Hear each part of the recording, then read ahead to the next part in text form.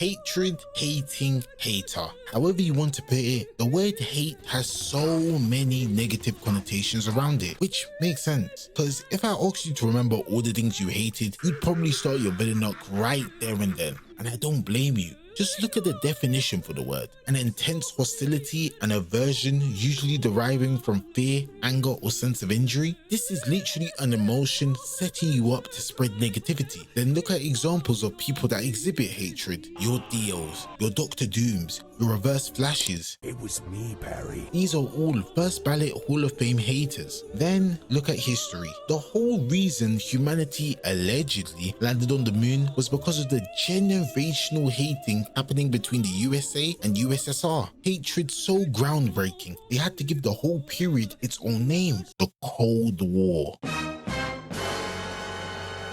And look at real life today. Hatred has gotten so powerful, there are regular Tom, Dick and Harrys willing to throw their whole lives away in the name of hatred. We'll pull up in front of the Kmart and let's bang out and let's do it on camera. I throw my life away, you throw your life away right now.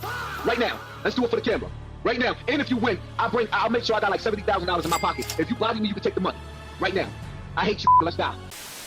All of this to say that it makes sense why hating was something that was only associated with villains, racists and old heads, as only a select few individuals Have the capacity to handle all the pain, suffering and trauma left behind on the trail of hatred. But the funny thing about life is nothing is just black and white, unless you're Michael Jackson.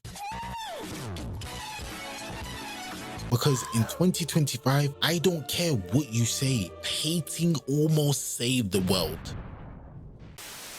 Now, you're probably hitting me with this look right here, thinking, ain't this the same guy that told us that hatred is one of the most destructive emotions ever? And first of all, back up gang. But second of all, yes, I know what I said. It was literally a couple of seconds ago. But if it wasn't for hating, then we would be living up with dinosaurs at a Rolling Cloud concert right now. You don't believe me? Let's take the golden boy of superheroes for example. Superman, the Man of Steel, the last son of Krypton, the Solar Titan, After watching the movie and learning a little bit more about this guy's backstory, I realized Lex Luthor was right to hate on this guy from the start.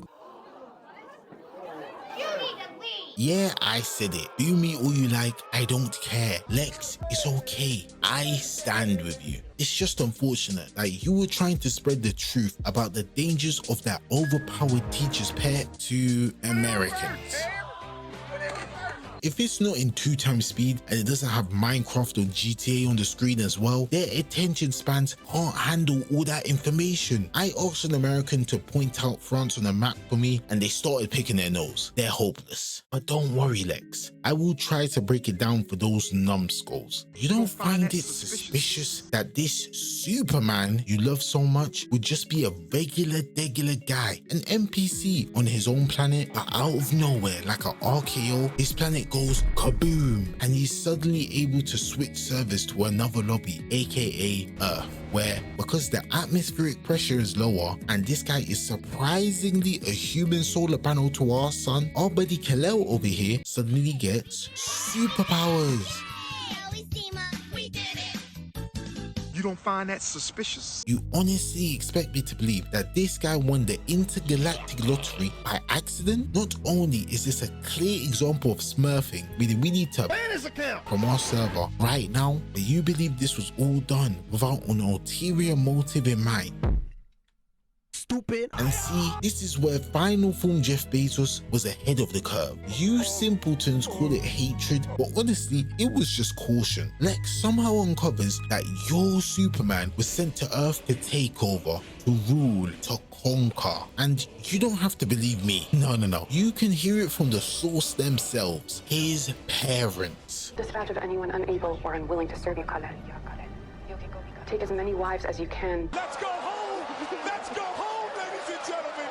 Let's go home! And After all that, you guys still threw Krillin with IQ in jail. Last time I saw you, you were denying metahumans were a threat. And now it seems they're taking over the world. I told you. What did I tell you? Didn't I tell you? 'Cause I told you. And when did I tell you? A long time ago. But, Dimes, Superman was saving us from Lex Luthor. Yeah, That's what he wants you to think. You think that steroid Captain America would go, Yeah, I'm just going to tell my future slaves about my plans to enslave them all. nah, we really got over here. It's just like how your friends aren't telling you that the one joke they love laughing about is you. Lex's hatred was the only thing keeping balance, stopping this overgrown Boy Scout from putting a full stop in humanity's existence. And now that he's out of the picture, There's no way out of this one. You're done. you still think I'm lying? Doesn't this story sound awfully familiar? Kind of similar to another space refugee that happened to wander upon Earth and just happened to love saving the day as well. Omni-Man. Yeah, and we all saw how that turned out. Lex Luthor tried to save us from that. He tried to warn us that we shouldn't be trusting a random alien from outer space, especially when you wouldn't even trust a stranger you just met on the street. He didn't want to see this red and blue wearing Martian speedrunning the domination of Earth. But because he looks like an overgrown Caillou, I guess that diminishes everything he has to say. I'm telling you, it's like being bold is a weakness when it really is a superpower. You should watch this video to see why. As for what's going to happen next, I don't know. You guys locked away our only chance of stopping the Invincible storyline from becoming non-fiction. That's why I put how hating almost saved the world in the title. See, I don't clickbait. But one thing I do know for sure is I'm not sticking around to find out. That's a you guys problem. If you're enjoying the video, it costs nothing to show a brother some love. So just like, comment and subscribe. It means a lot, man.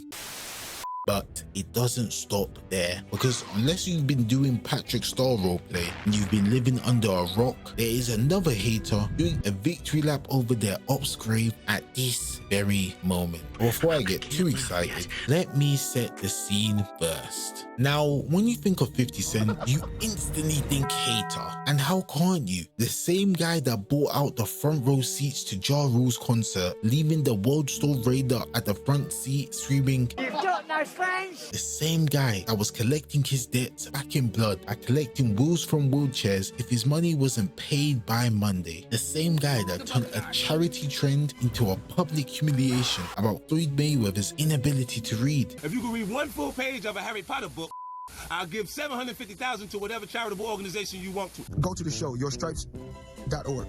Go to the show, yourstripes.org. Go to showyourstripes.org. If you're thinking about a petty act, 50 Cent has definitely done it. And he's also been a consultant for other people in the ways of pettiness as well. But in 2025, 50 Cent said, "Nah, that's not enough." He said he wanted to reach a new level of hate. He wanted to hang his jersey in the rafters, and he went into the hyperbolic hate chamber to conjure up something diabolical for his favorite op.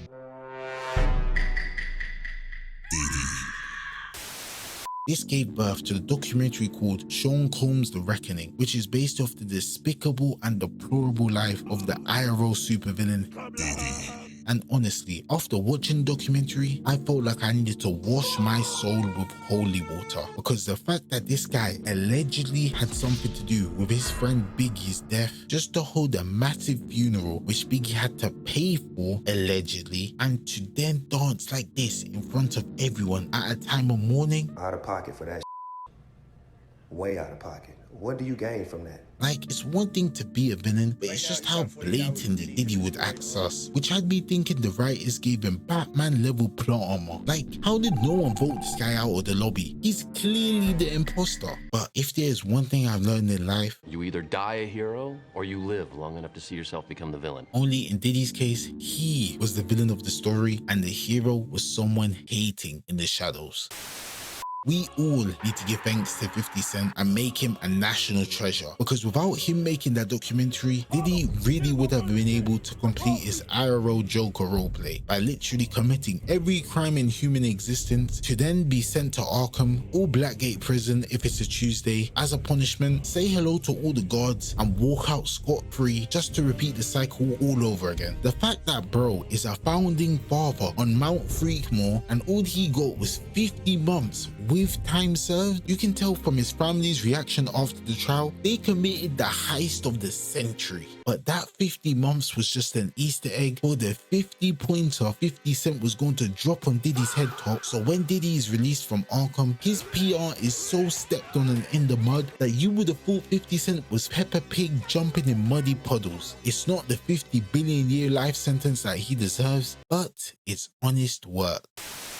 And what makes this story even better is that this all stems from a shopping trip that Diddy asked 50 Cent to go on over 20 years ago. That small question is like the Dr. Doofenshmirtz self-destruct button to Diddy's whole supervillain plan, because it really set 50 Cent on his hating arc to gather decades-old footage for the documentary. Like, I don't know what's worse, the fact that Diddy was planning to release a documentary about himself, or the methods 50 Cent used to get that footage, because that's not even hate anymore, that's just dedication. 50 Cent is really doing the Lord's work and cleaning these streets of terrorists. Just make sure you get Ruben Amorim next, 50.